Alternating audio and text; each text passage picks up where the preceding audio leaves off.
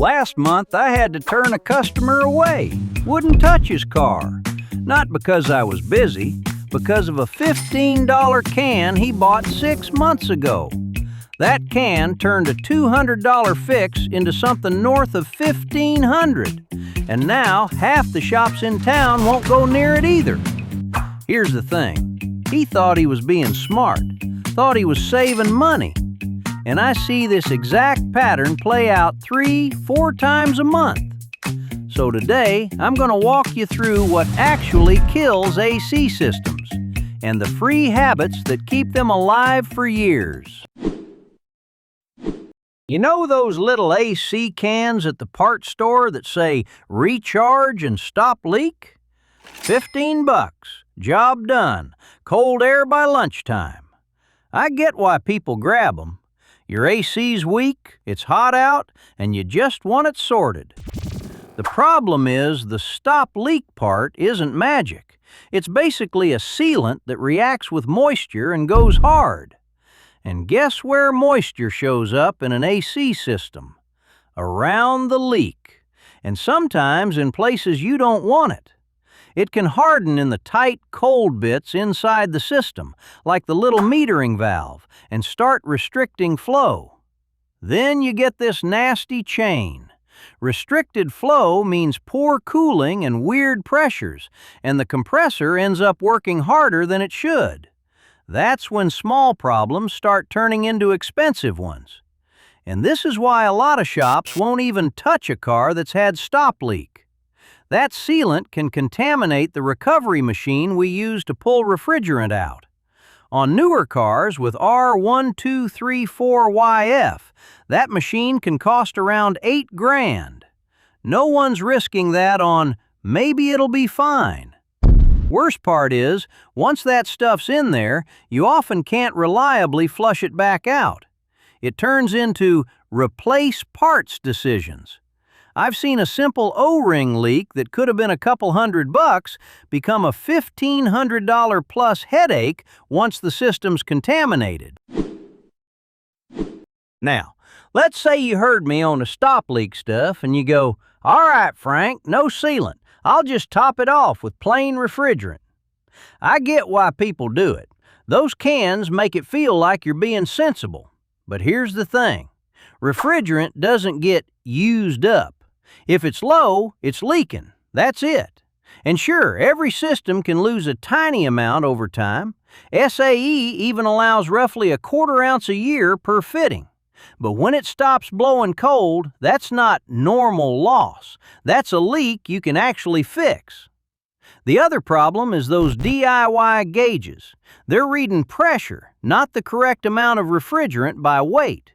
You can be in the little green zone and still be undercharged, or worse, overcharged. And you usually don't feel an overcharge until the pressures spike and you've got a hose letting go or a compressor that's had enough.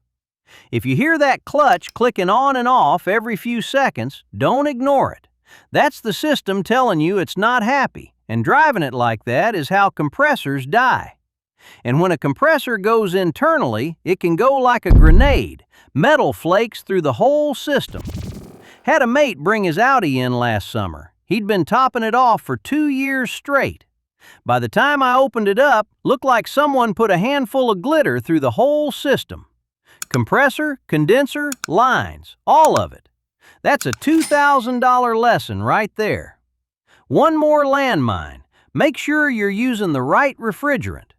R1234YF and R134A don't mix, and newer cars are mostly 1234YF now, and it costs a fortune compared to the old stuff. So my rule is simple. If it needs refrigerant again soon, stop topping it off. Find the leak before you end up buying a compressor. You know what I see all the time? Someone comes in and says, "AC's gone a bit warm, must need a regas." And 9 times out of 10, the system's actually making cold air. You just can't feel it properly because the airflow is rubbish. Most common reason? A clogged cabin air filter. It's basically the car's breathing mask. When it's packed with dust, leaves, and whatever else, the blower fan has to work harder just to push air through. That extra strain can wear the blower out early, and then you've turned a simple little service item into a proper repair. A few signs. The air comes out weak or uneven. You get a bit of whistling or buzzing behind the dash. It smells musty when you first turn it on, and your defrost takes ages. Filters are usually $30 to $70. A blower motor job can be $350 to $500, easy. And bad airflow can feel exactly like bad AC. So the habit is simple. Change it every 12 to 15,000 miles, or at least once a year, sooner if you drive in dust or heavy pollen. And if you can't remember the last time you did it, it's overdue. All right, quick one for you lot. When's the last time you actually checked your cabin filter? Be honest. Drop it in the comments. I bet half of you are going to go, "Oh, bloody hell, I've never changed it." And that's fine, now you know. But I'm curious, what did yours look like when you pulled it out? Loads of people switch the AC off in autumn and don't touch it again until the first hot day in spring.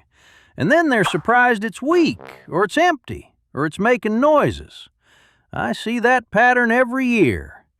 The thing is, the worst thing for your AC seals is actually not using the system. The refrigerant carries oil around with it, and that oil keeps the seals and the compressor shaft seal from drying out. When it sits, especially for a couple of weeks at a time, those seals can start to shrink, and you can end up with a little leak that only shows itself once you finally ask the system to work again. So here's the simple routine. Even in winter, run the AC for about 10 minutes once a week. Doesn't have to be a big ceremony, just turn it on while you're driving. I do this myself every Sunday morning on the way to get coffee. AC on for the drive there and back, doesn't matter if it's freezing outside. Learned that one the hard way on my old rally car after it sat all winter. And you get a bonus.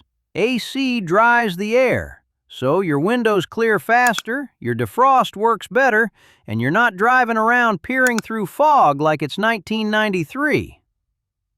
Reality check.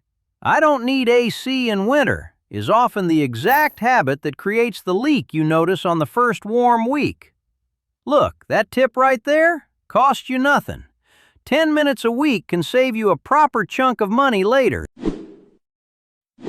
Here's one I see all the time. It's a hot day, the car's been sat in the sun, you jump in and the first thing you do is hit that little Recirculate button. Then you sit there thinking, why is this taking forever to get cold? What's happening is simple. The inside of the car is basically an oven. If you hit Recirc straight away, you're asking the system to keep recooling that same roasting air over and over. It'll get there, but it's doing it the hard way. Try this instead. For the first minute or so, leave Recirc off. Crack a window if you can, put the fan up, and let it shove that hot air out. Once the air coming from the vents starts to feel even slightly cooler, then hit Recirc. Now it's cooling air that's already on its way down, and it can get cold quicker, often noticeably quicker, and it takes a bit of strain off the system. One last thing. Don't live on Recirc all the time. Every so often, swap back to fresh air for a bit. Helps keep the air nicer in the cabin and can cut down on that musty smell some cars get. You know what I hear a lot when the AC starts acting up? It's probably just low. I'll keep running it till the weekend. And most of the time, that's when a small problem turns into a proper bill. Here's my rough rule of thumb. Category 1. Shut the AC off now and get it to a shop. If you've got grinding, clanking, or knocking from the compressor area, that's not a bit of noise. That can be internal damage, and every minute it runs can spread metal through the system. Just last week, customer drove in with this horrible grinding, kept the AC running the whole way here because it was only 10 minutes. Opened it up, metal shavings everywhere. 10 minutes cost him an extra $800. Category 2. Book it in this week. Constant hissing while it's running usually means an active leak. A quick little hiss after you shut the car off can be normal. Also, if you see oily, greasy residue around a hose, fitting, or the compressor, that's the system marking its own leak. And if you've got ice building up on the lines, that can be low charge or a restriction. Don't force it. Category 3. Check soon and verify basics. Rapid clicking or short cycling means pressure isn't happy. And belt squeal is often just a belt or tensioner slipping, not needs gas.